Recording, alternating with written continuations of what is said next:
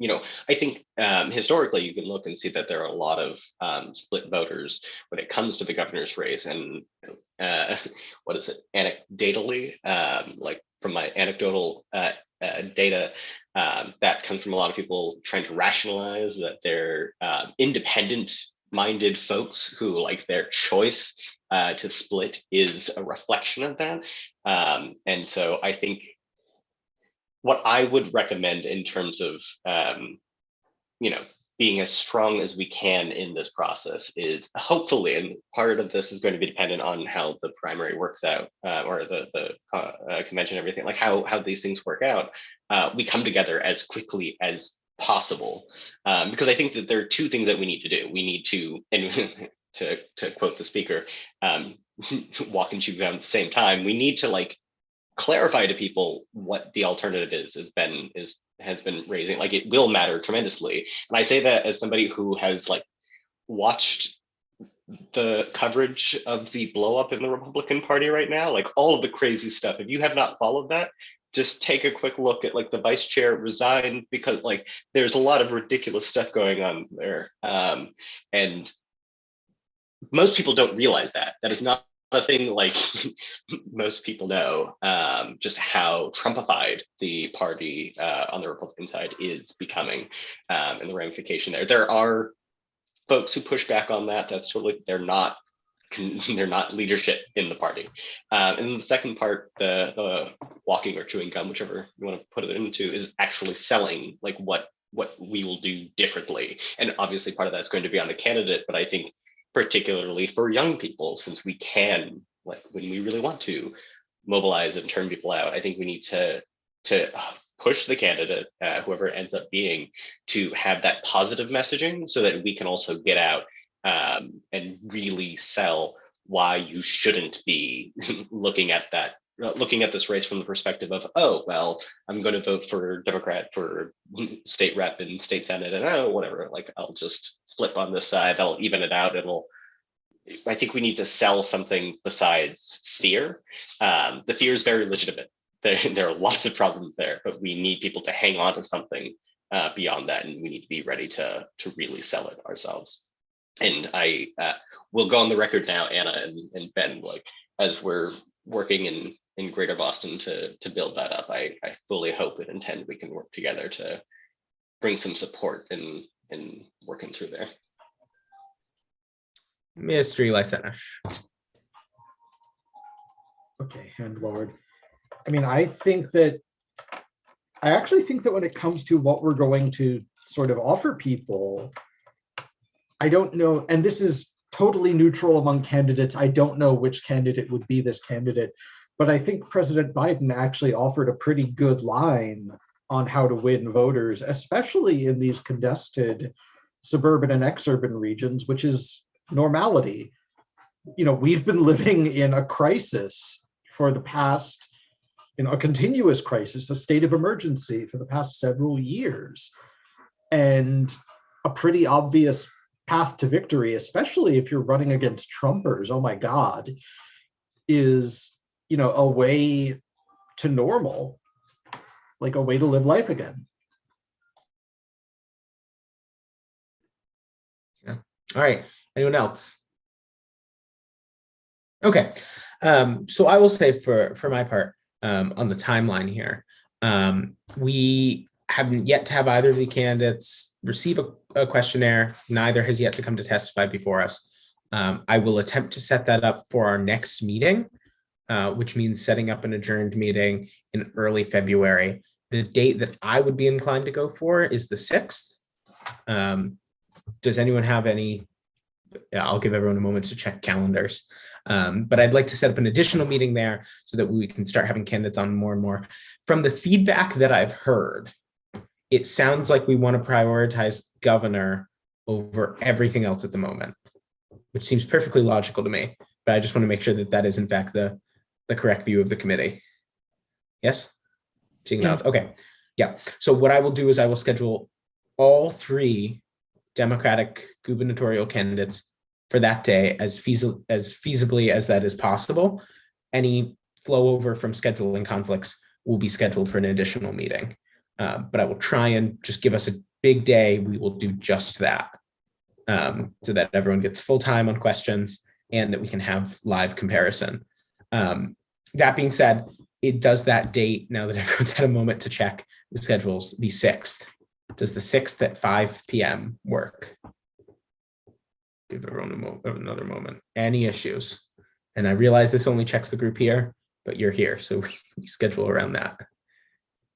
No, okay. Then I will ask consent that when we adjourn to Sunday, February the 6th at 5 p.m. Is there any objection? Without objection, that is ordered. Okay, so a little more on this race. If we hear from those candidates, then I would like to have another full session of debate when we can have all 16 committee members in the room at the same time. So we will set up a date in February where absolutely everyone is here and people have time to thoroughly review the comments. We'll have some notes written up from the meetings for people who weren't there. I would like to have a final deliberative session sometime in late February or in early March. Now, I think it would be premature accepting something, a big movement of people to make an endorsement earlier than March. Does anyone think that that timeline is delayed so as to be problematic?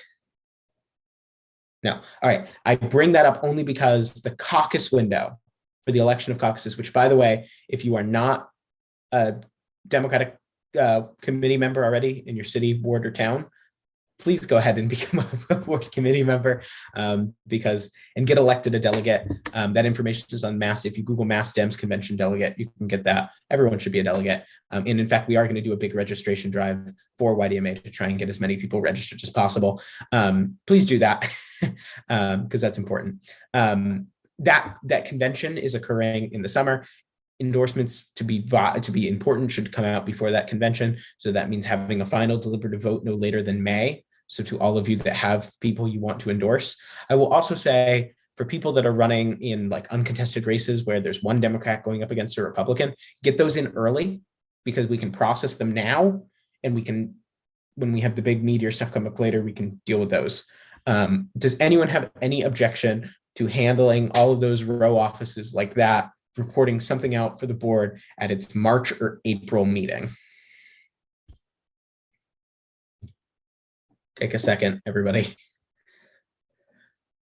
All right, if nobody has any problem with that, then I'm going to go ahead and just say aspirationally, our schedule is to have all of those candidates in mid-February, between early and mid-February, and then have a separate full day to discuss on another Sunday later in February, either final indicative votes then or final indicative votes at the meeting after that, which would be in early March, for the board to consider at either March or April meeting. All right, that's the timeline we're looking at. Again, other candidates file early. Blue slip process is on there. Anyone else have anything that they want to bring up as a priority? I will say their plans are in the works for a committee to have YDMA host the gubernatorial candidates in a debate. The timing of this is going to be kind of difficult. The reason for pushing any endorsement out all the way to April would be if we were only able to set up a debate in, say, March, and thus April, we would want to have an endorsement vote obviously happen after that so that we're neutral at the time of the debate. Also, if you're interested actually, you know what? I have an idea that's just come to me right now. I want to make a quick phone call about it. I'm going to ask that we stand in recess for 2 minutes and I will report back. Is there any objection? All right, this will be quick, I promise. All right, committee stands in recess for 2 minutes.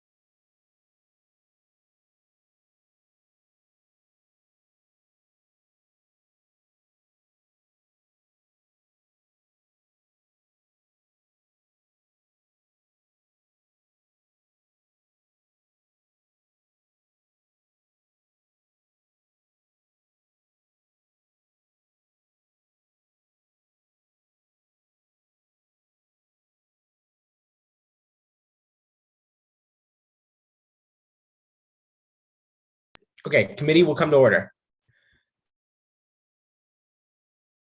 All right, so here is what Ella, do you have something that is crucial? No, I don't. I was just letting you know I'm here. Oh, okay, sorry. No, you're out of order. So here is going to be the plan. I have received permission for us to have authority over hosting debates and to move the authority from all the kind of subsidiary paths that we had in our events and training director. So what we're going to do is we're going to form a subcommittee on debates, which will be charged with handling and ultimately moderating debates with help from caucuses, but not directly planned with caucuses, as was the original idea. Unfortunately, we did not get enough caucus buy-in to do that.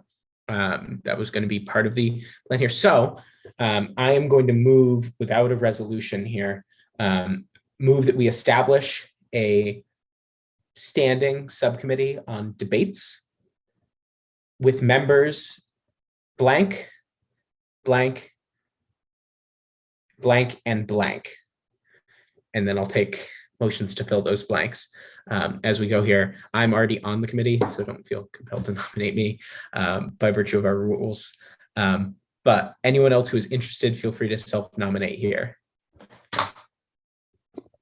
Do we first have to approve the committee and then self-nominate, or are we? Nope, it'll be all in one. I've made this motion and it has 4 blanks in it. So we now need amendments to fill those blanks, and then we'll vote on creating the committee with the members as attached, as is routine.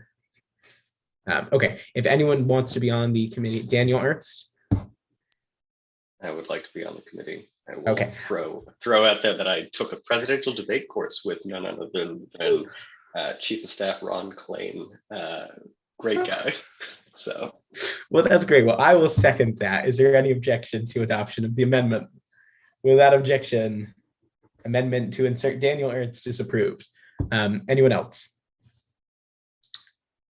Jacob and Ben, I'll second those. Any objection? All right, anyone else? A woman, please, someone.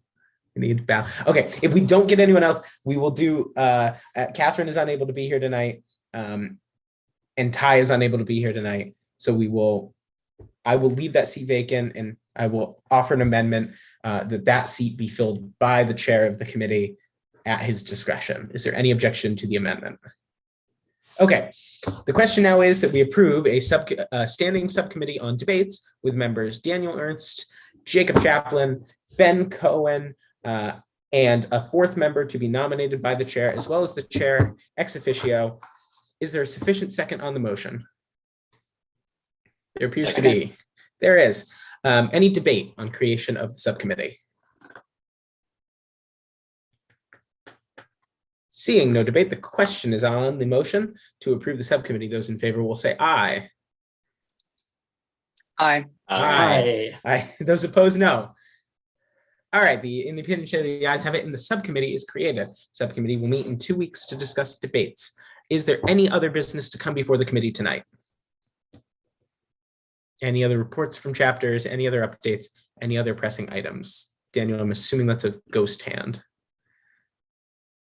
It is not a ghost hand. It is a ghost hand. Okay. If there is nothing else, thank you all for being here tonight, and apologies to the members that weren't able to make it. Another welcome and congratulations to Levi joining us for the LGBTQ caucus. Anything else tonight? Checking one more time. Okay, seeing none, I move that we adjourn until the 6th. Is there a sufficient second?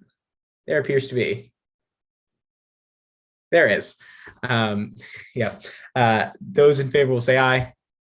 Aye. Aye. Aye. Aye. Those opposed, Aye. no. In the opinion of the chair, the ayes have it, and the committee stands adjourned until Sunday, February the 6th at 5 p.m. Thank you, everyone.